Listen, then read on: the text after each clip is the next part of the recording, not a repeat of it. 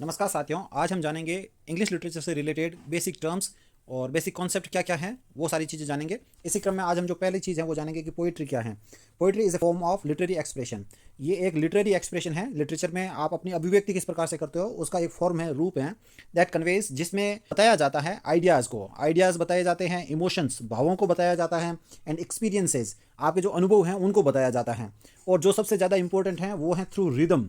Rhythm के जरिए ना पोइट्री में बताया जाता है। रिदम का मतलब होता है लय, मतलब जो ताल के साथ जिसे गाया जा सके, तो उस प्रकार से इसे लिखा जाता है। मीटर क्या होता है? मीटर में शब्दों के सिलेबल्स होते हैं कि एक लाइन में कितने सिलेबल्स होने चाहिए, उस हिसाब से मीटर इनका तय होता है। जैसे कुछ एक कॉमन प्रकार हैं, जैसे पेंटामीटर हैं या हेक्सामीटर हैं या टेट्रामीटर हैं। तो टेट्रामीटर का मतलब होता है कि जिसमें 4 मीटर हो, और पेंटामीटर मतलब 5 मीटर, हेक्सामीटर यानी 6 मीटर्स होते हैं इसमें।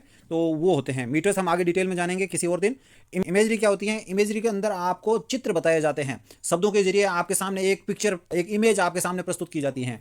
और पोइट्री की एक और विशेषता है फिगरेटिव। इसकी जो लैंग्वेज होती है वो लैंग्वेज इसकी फिगरेटिव होती है। फिगरेटिव का मतलब इसमें फिगर्स का इस्तेमाल किया जाता है, सिंबल्स का इस्तेमाल किया जाता है, सिंबल्स के जरिए अपनी बात कही जाती है, और लैंग्वेज को थोड़ा सजा धजा के इस्तेमाल किया जाता है। अनलाइक ऑर्डिनरी स्पीच, ये जो बाकी ऑर्डिनरी स्पीच होती है, जैसे हम आम बोलचाल की भाषा में जो इंग्लिश काम में लेते हैं, इसके बजाय जो पोइट्री है, poetry usage condensed.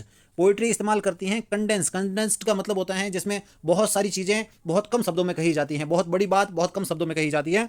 And musical form of language. और क्या होता है कि इसकी जो लैंग्वेज होती हैं वो म्यूजिकल फॉर्म में होती हैं। कविता को गाया जाता है। कविता लिखी इसीलिए जाती हैं कि कविता को गा सके, टू इवोक डीपर मीनिंग, जिससे कि जो डीपर, जो गहरी मीनिंग्स हैं वो लाई जा सके अपनी कविता में। और इस्थेटिक प्लेजर, और उससे क्या लाया जा सके? Aesthetic pleasure. इस्थेटिक का मतलब होता है जिसमें सौंदर्य हो, सुंदरता आए। इट ऑफन एम्प्लॉयज, ये जो पोइट्री है ये अक्सर इन चीज़ों का इस्तेमाल करती हैं। आगे जो डिवाइसेज हैं इनका इस्तेमाल करती हैं। डिवाइसेज सच एज राइम, जिसमें राइम का इस्तेमाल किया जाता है, जिसमें तुकबंदी होती है। एलिट्रेशन, एलिट्रेशन का मतलब होता है कि किसी वर्ण की बार बार पुनरावृत्ति होती है। मेटाफर का मतलब होता है तुलना की जाती है। तुलना के जरिए हम किसी मीनिंग को समझाते हैं। जैसे ही इज ए टाइगर, यहाँ पर हमने टाइगर और आदमी की तुलना की है। सिमिली, सिमिली और मेटाफर दोनों मोर और लेस सेम ही है। सिमिली का मतलब होता है यहाँ पर भी समानता बताई जाती है, जैसे he is like a tiger.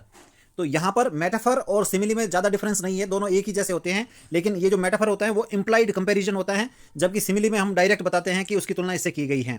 Symbolism, symbolism का मतलब होता है इसमें प्रतीक इस्तेमाल किए जाते हैं कि किस प्रकार के जो सिंबल्स हैं, किसी के लिए कोई सिंबल है, जैसे निराशा के लिए अंधेरा हो गया, या फिर आशा के लिए सूरज की जो किरण की जो रोशनी है वो हो गई, सनशाइन हो गया, समस्याओं के लिए थंडर हो गया। तो ये सिंबलिज्म का इस्तेमाल किया जाता है। May be written in verse और फ्री वर्स। तो होता क्या था कि पहले जो पुरानी पोइट्री होती थी वो वर्स में लिखी जाती है। वर्स में क्या होता है कि बहुत सारे छंद होते हैं, मीटर वगैरह का ध्यान रखना पड़ता है, तो उस हिसाब से वो फिक्स्ड फॉर्मेट में लिखी जाती थी और उसके नियम कायदे होते थे। लेकिन जो वर्तमान समय में ज़्यादा फेमस है वो है फ्री वर्स। और फ्री वर्स में क्या होता है कि कविता आप साधारण शब्दों में भी कह सकते हैं।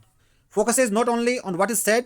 तो ये जो कविता होती हैं, पोइट्री होती हैं, ये फोकस करती हैं ना सिर्फ उस बारे में जो कि कहा गया है, but also on how it is said.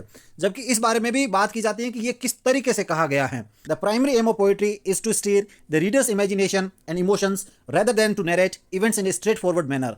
ये जो पोइट्री होती है, इस पोइट्री का प्राइमरी एम क्या होता है? ये कोई भी जो घटनाएं होती हैं उन घटनाओं को सिर्फ नरेट करना ही नहीं है कि जो स्ट्रेट फॉरवर्ड तरीके से, सीधे साधे तरीके से बता दिया, बल्कि इसका जो प्राइमरी एम है वो है कि रीडर की जो इमेजिनेशन है और जो इमोशंस हैं उनको जगाना, उनको उद्वेलित करना। तो ये पोइट्री का प्राइमरी एम है। बाकी साधारण बात है वो प्रोज से कही जाती हैं। आगे हम जानेंगे कि प्रोज क्या है अगले वीडियो में। इस चैनल को लाइक करें, शेयर करें, सब्सक्राइब करें।